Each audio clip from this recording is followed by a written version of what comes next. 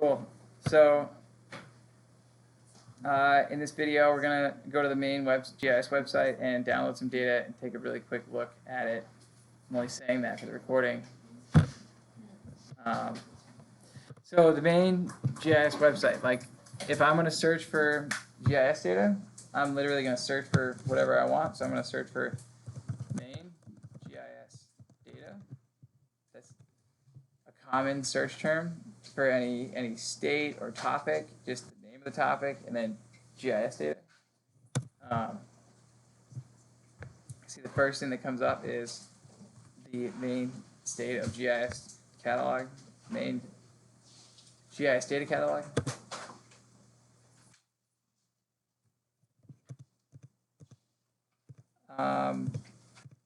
This first page should have a whole bunch of things on it, right? And a lot of times you'll see lists of data on a page like this, and usually cities and towns data pages look very similar. So you go down, it's just a big list of stuff, right? So we'll take a look at these first to point out that there's a whole bunch of different icons that mean different data types, and we'll go into that at some point. For now, just know that this one is called a shapefile. That's the most common, simple GIS data type you'll ever use. They tell you not to use it anymore because it's it's old, but it works with everything. So it's a good place for us to start. So we'll start there, and you can see it's that little icon. Okay, and you'll see that it looks the same in the software once we get there. It's a couple of polygons, little points in it, or something like that.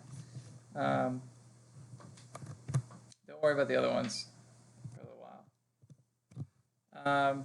So then we come down, right? They organize them into common groups. For example, administrative and political boundaries, right? So if you're a town, you want to know, or for the state of Maine, right? This is the boundary of every town, and that one would be town boundaries.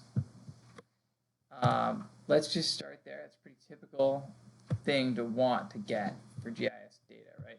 And the reason you want that is you may have a big map where you have, I guess I don't have town boundaries on here, but I do have parcel boundaries on here. So you see those lines there? They're parcel boundaries, right? It's just like basically an area that is representable on a map, and I'll kind of show you what that means in the software in a second. So in order to download that, we're just going to click on that little shapefile button, but we're going to notice that there isn't a shapefile button here, so we're going to say, uh-oh, well, which one should I click on? I guess we go back to our list here. So, right, so that's pretty self-explanatory. That's the data download link. We probably use that just like a shapefile. So we'll click on that. I didn't plan that. I was kind of hoping it would be a shapefile, but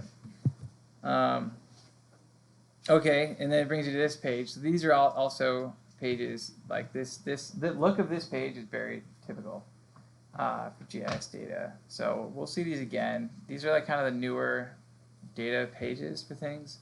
Maine, I know, is moving over to the new stuff, so it looks a little different, and it's going to be the only way you can get it in the future. But for now, they're basically interchangeable. So we can look on, we can see, okay, we won't get too into it. We're going for the Maine boundaries town polygon, and I'll show you what that means when we get in the software. So there's really a couple of options for the town boundaries file that we won't get into why those are like that for now. Just town boundary polygon, and I'll show you what that means. So once I go there, and this is where the video will be helpful, right? So don't assume you're going to be able to come back and find all these buttons or websites if you want to do this same thing. Because when you get to this page, you want this button over here. It says download, and then you want the shapefile. So right there were 5 extra steps in there that are not obvious to get the shapefile. So that's kind of what I was saying when it's invisible to somebody just looking at the page a lot of times. And like I remember when I first looked at this page, I didn't even know I could like click down on that. But anyway, so now when I click on it, it's going to download it. Or maybe I have to hit one more button. Let's see. Oh sure. Okay, so I clicked on it and it downloaded it. Right, and the way I know it downloaded it is because I open this file on my computer that has a few files. Right. This is This gets weird fast, right? Like there's 5 files that is actually one file, so that's confusing, right? I know that. We're gonna get a lot of practice with this, so like you don't have to remember this. You can come back to this. Every shapefile has a few things that go along with it, and we won't even talk about what the parts are. Just to say that there's multiple files, just make sure you grab. So it's like if you were to like have a Photoshop project, for example, it consists of several different files there. I think so. It's funny because it's just the data, right? Yeah, like that's I'm just using an example of a different program that's familiar to me. Yeah, totally. So I think when we got it, when you download something, it goes into your downloads folder, right? We have any pure Mac users? A lot? Okay, so I apologize as well. I forgot that last year. But there's some people that don't even know Windows, right? So Windows is a Microsoft product. I'm kidding. No, Windows is a barrier to some people. So don't think that you have to know that either, right? I think the videos are really helpful for that too, because obviously if we use the so one thing, the GIS software only runs on Windows easily. You can kind of re-engineer it and have it run on Apple. A lot of people do, but it's just the class. We tried to do it last year. It's too complicated. To do it through a virtual machine or boot camp or a variety of other things. Totally, yeah. So anyway, so we'll just use the computers in class. It's kind of one of the findings from last year. But that means we have to learn Windows too. So the videos can be really helpful for those little weird things in Windows too.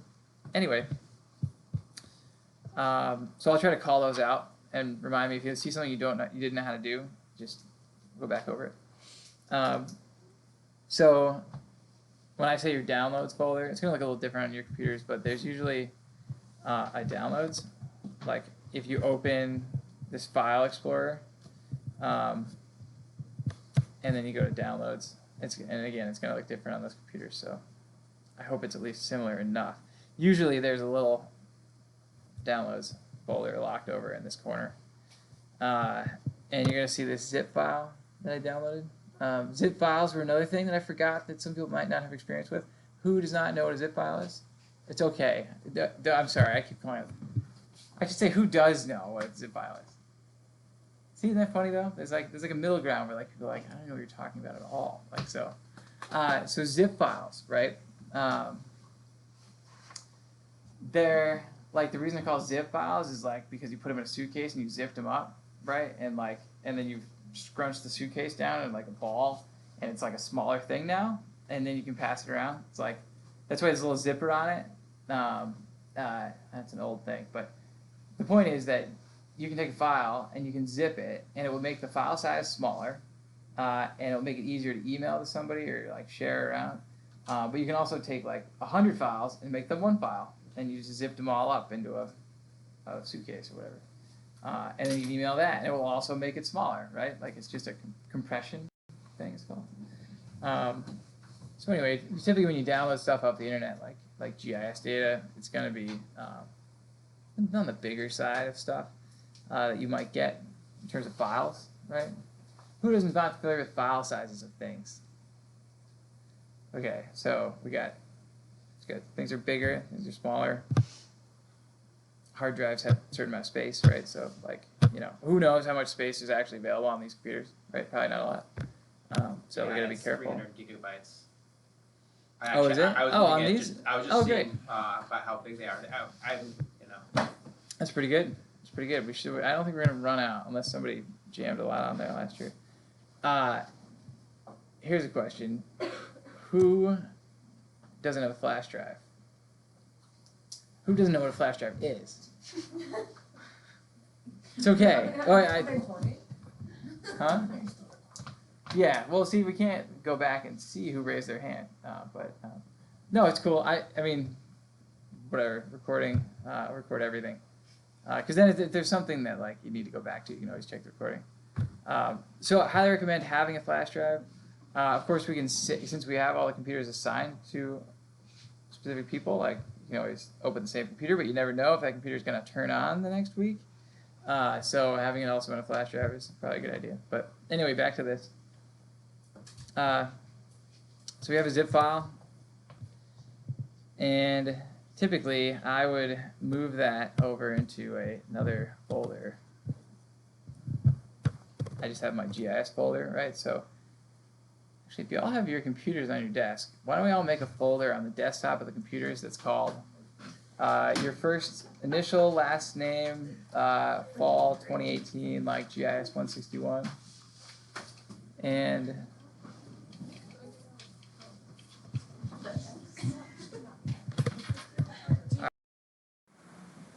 so I have made a data and projects folder in my C Brown GIS folder.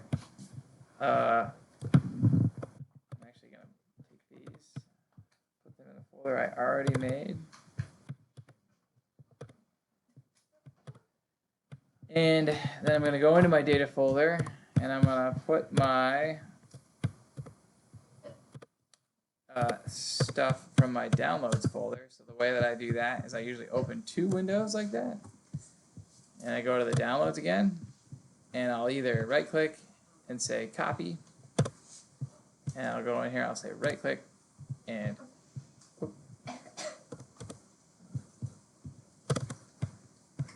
in the data folder I'm going to right click and hit paste.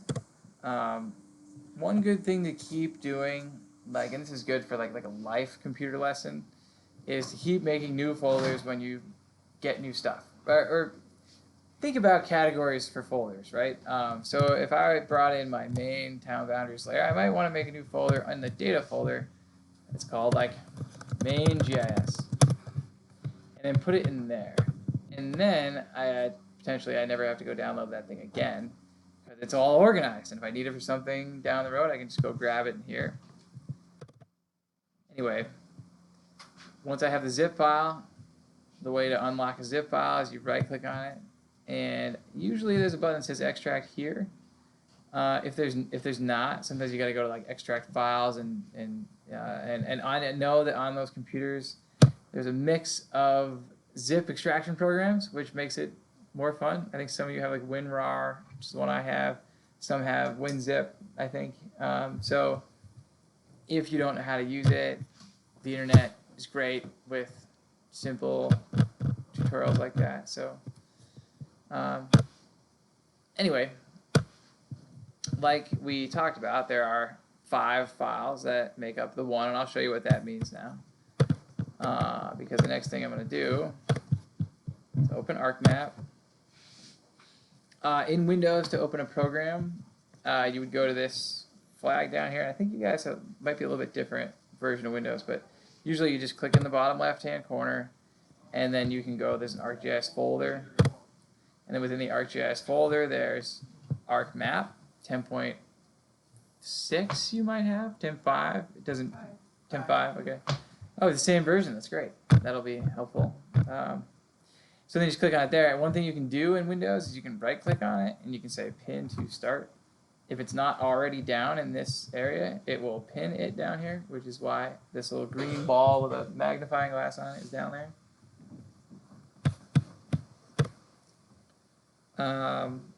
So ArcMap, this is ArcMap, it's exciting. ArcMap used to be like I built a career off of knowing ArcMap for a long time. Yes? Mine's 10.4.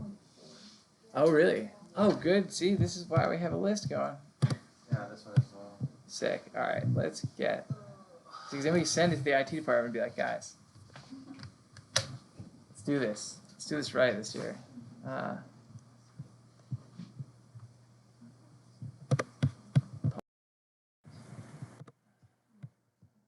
Okay, so we got into ArcMap, and we're going to bring the data in now. I'm actually going to stop the video.